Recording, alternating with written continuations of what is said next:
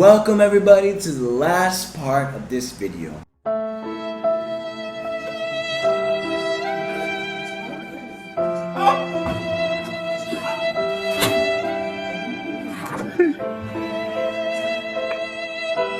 Guys, I couldn't finish this video without telling you guys a little more about revelation and maturity. These are concepts that we really need to understand, because once we understand them, they change the course of all our life.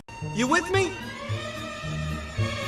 So let's do this thing! I forgot to mention something really cool in the other videos about the book of Proverbs. From the first chapter of Proverbs up until the end of chapter 9, there are 10 speeches from a father to a son. This shows us that the wisdom of God is for His humble children, and it serves for them to grow up with His character, His values, and His personality for their lives. The kind of life that God wants for us to live is a life where we walk with Him while He teaches us the amazing things of His creation and gives us revelation of His ways, His plans, and His purposes. Let me tell you a short story that will make this idea very clear for you guys. Once upon a time, there was a boy named Tony. Tony had just got a job at a restaurant as a cleaning boy. His father was a teacher at a school.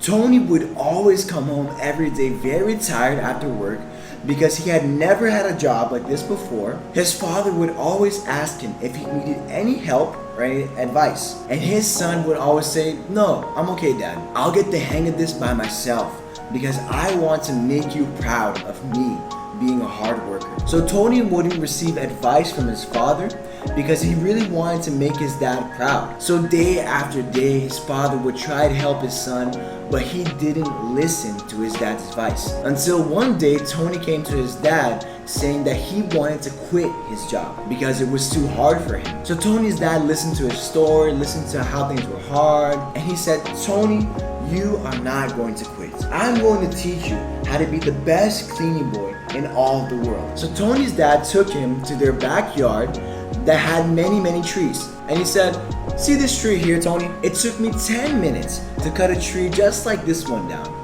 Let's see if you can do it better than me." Tony took an axe that was next to the tree and said, "Challenge accepted." So he started cutting the tree. He hit the tree with everything he got, blow after blow. He kept hitting the tree, but it was barely doing anything. He was frustrated that almost nothing was happening, but he kept going on. After 5 hours of hard hitting, he was able to cut the tree down. And he was like, "Dad, there is no way that you could have cut this tree down in 10 minutes. How on earth did you do it?" His father went into his shack and pulled out his chainsaw and cut the other tree that was next to Tony's cut tree in 10 minutes. Tony got really mad and yelled with his dad.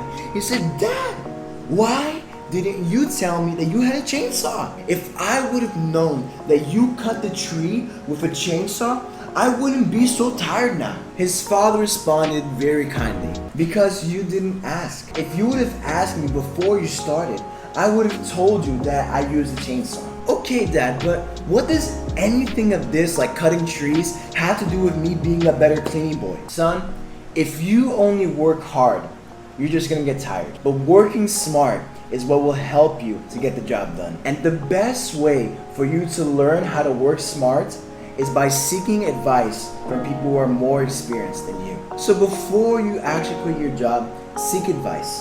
Ask for help, because you will find wisdom when you seek advice in the right place."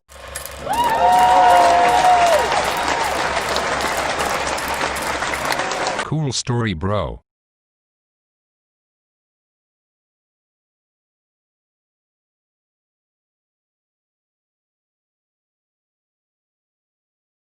Guys, this has happened to me so many times that I can't even count. We waste so many times because we don't seek God's advice before we do something. Our success in life is completely dependent on how much we listen and obey to God's voice. Because wisdom is not about saying the right answer, but it's about asking the right questions. When I was a beginner Christian, whenever bad things would happen, I would have asked God, how could you let this happen?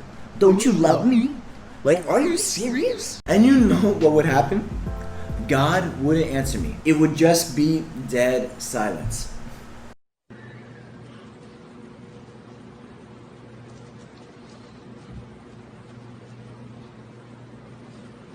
Sometimes silence is one of the best ways that God answers prayers. Guys, many times when God is silent, when we ask Him something, it's probably because we miss the point. Because God, as a good father and a good teacher, He won't always give you the answers to every question that you have. He is going to help you so that you can find the answers for yourself. There are so many things that we need to learn for ourselves that no matter how many people try to teach us, we will never learn it. Nowadays, the questions that I ask God when things go sour is, God, what do you want to teach me with this? What am I supposed to learn here? When we are too busy to listen to God, many times He lets bad things happen in our lives to catch our attention back to Him and remind us what truly is important. Whenever I ask this question, God would always teach me the lessons that I needed to learn to change my life. Lessons learned in hard times are almost impossible to forget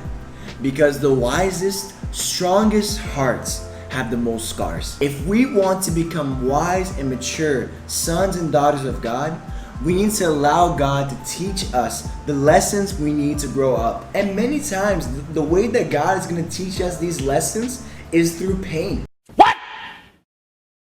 Pain in the Bible is one of the greatest teachers that you can ever know. We need to seek to learn from people who are closer to God than us. And above all else, we need to be patient, always seeking to learn more about God each day after day. The path to maturity is a long, painful road, but it is a wonderful journey. I didn't want to say this, but I'm gonna say the most famous phrase that we all hated when our parents told us when we were kids. No, God! No, God, please, no! You will understand when you are older. I can't believe you've done this.